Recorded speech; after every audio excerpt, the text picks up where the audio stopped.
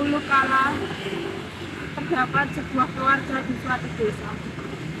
Keluarga tersebut beranggotakan ayah, ibu, dan anak.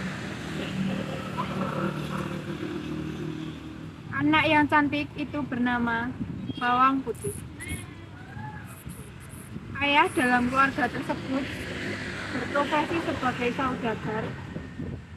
Keluarga mereka begitu harmonis dan bahagia. Pada suatu ketika, Ibu Bawang Putih jatuh sakit dan akhirnya meninggal dunia. Ya Tuhan, ibu yang aku cintai kini telah tiada. Bawang Putih begitu sangat sedih atas kepergian ibunya. Di desa di mana ayah dan Bawang Putih tinggal, ada seorang janda beranak satu yang bernama Bawang Merah. Ibu Bawang Merah kerap kali mendatangi Bawang Putih di rumahnya.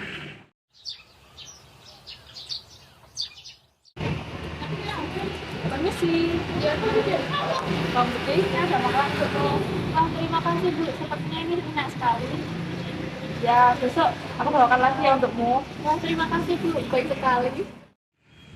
Karena begitu seringnya Ibu Bawang Merah mendatangi Bawang Putih di rumahnya, ayah Bawang Putih pun merasa cocok kepada Ibu Bawang Merah. Ayah Bawang Putih bermaksud untuk menikahi Ibu Bawang Merah. Dan pada akhirnya, ayah Bawang Putih pun meminta izin kepada Bawang Putih untuk menikahi Ibu Bawang Merah. Gimana ya kalau ayah menikah sama Ibu Bawang Merah? Apa semua baik-baik aja? Enggak apa-apa deh. Ibu Bawang Merah juga baik sama aku. Begitu mendapat persetujuan dari anaknya, ayah Bawang Putih mendatangi Ibu Bawang Merah untuk melamar. Akhirnya mereka menikah dan Ibu Bawang Merah beserta anaknya tinggal di rumah Bawang Putih. Pada suatu ketika, ayah Bawang Putih mengalami sakit keras dan akhirnya meninggal dunia. Saat ini, Bawang Putih menjadi yatim piatu. Semenjak hal tersebut terjadi, Ibu Bawang Merah dan anaknya semakin bertindak keterlaluan terhadap Bawang Putih. Hei Bawang Putih, kamu jangan bermalas-malas aja. Sana, bersih-bersih rumah. Baik, biar aku lakukan. Putih, ini juga tolong cucikan bajuku dan bereskan semua barang-barangku. Baik, Kak. Hei Bawang Putih, kamu setiap hari harus bangun pagi, siapin makan untuk kita, dan bersih-bersih rumah. Mengerti kau? Baiklah, Ibu.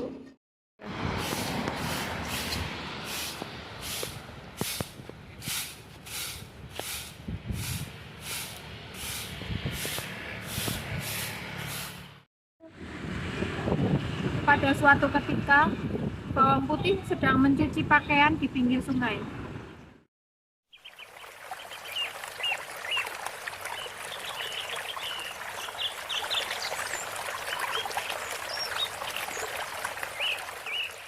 Tiba-tiba salah satu dari selendang milik ibunya terhanyut. Saat ia menyadarinya, Bawang Putih mencoba untuk meraih selendang tersebut.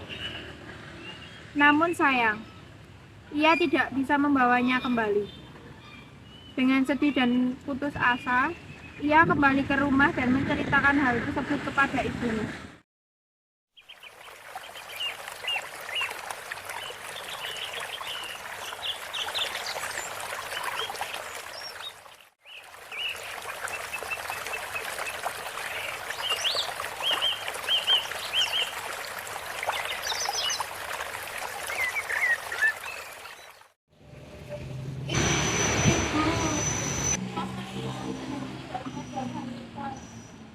Apa katamu? Dasar yang nggak tahu diri. Cepat cari sendal itu. Jangan pulang sebelum kamu menemukannya. Dengan hati yang sedih, Bawang Putih pun terpaksa melakukan keinginan ibunya. Ia mencari di pinggir-pinggir sungai, lalu tiba-tiba Bawang Putih melihat seorang ibu tua yang sedang mencari kayu di pinggir sungai.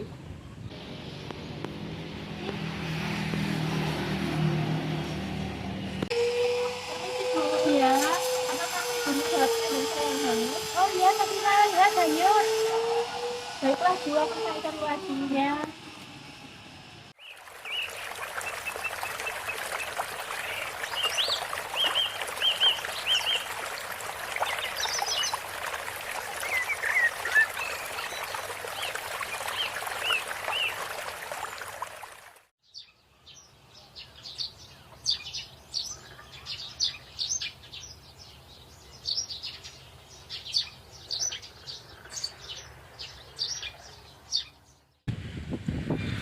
pencarian pakaian tersebut, tak terasa hari sudah mulai gelap.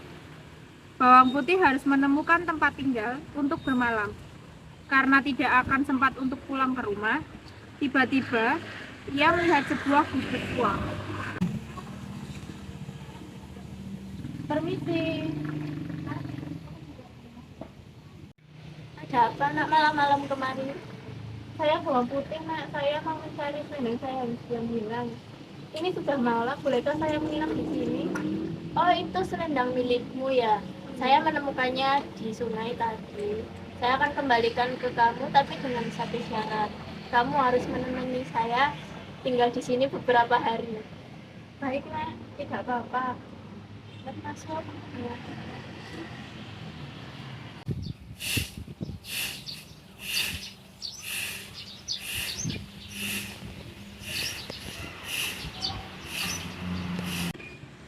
Beberapa hari berikutnya.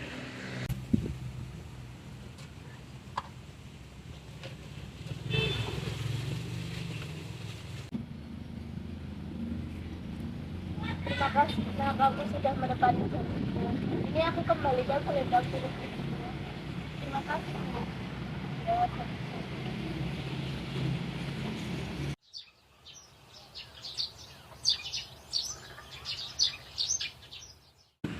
Bawang putih pun pulang ke rumah, dan begitu sampai di rumah, bawang putih menyerahkan selendang itu kepada ibu tirinya.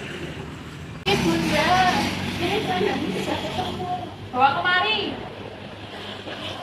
Ketika bawang putih pergi ke dapur untuk mengepas labu kuning pemberian dari nenek tadi, begitu terkejutnya bawang putih ketika mengetahui dalam labu tersebut terdapat emas permata yang begitu banyak.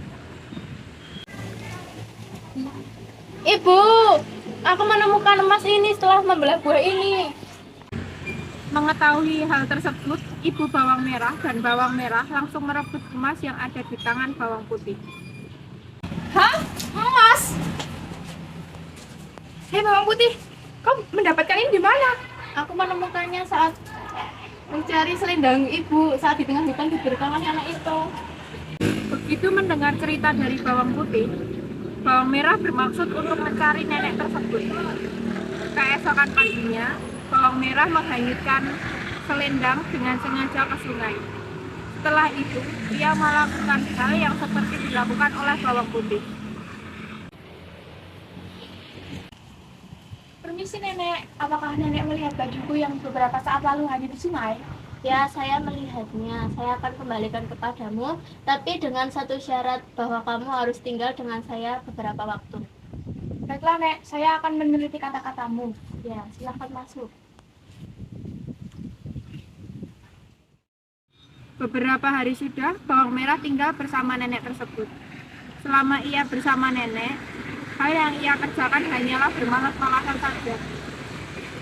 Dan tidak ada hal baik yang ia lakukan. Nek, aku sudah tinggal bersamamu beberapa hari. Mana imbalan untukku? Ini ambillah selendang dan emas milikmu.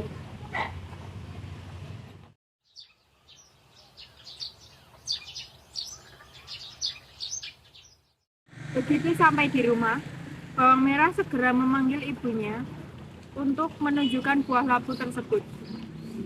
Ibu bawang merah dan bawang merah merasa takut jika bawang putih melihat ia akan meminta bagian. Maka ibu bawang merah menyuruh bawang putih untuk mencuci baju di sungai. Begitu bawang putih sudah pergi untuk mencuci baju di sungai, ibu bawang merah dan putrinya membuka labu tersebut. Namun ternyata yang keluar dari buah tersebut bukanlah emas dan permata, melainkan seekor binatang ular yang amat berbisa. Ular tersebut langsung menyerang ibu bawang merah dan bawang merah, hingga akhirnya mereka meninggal dunia.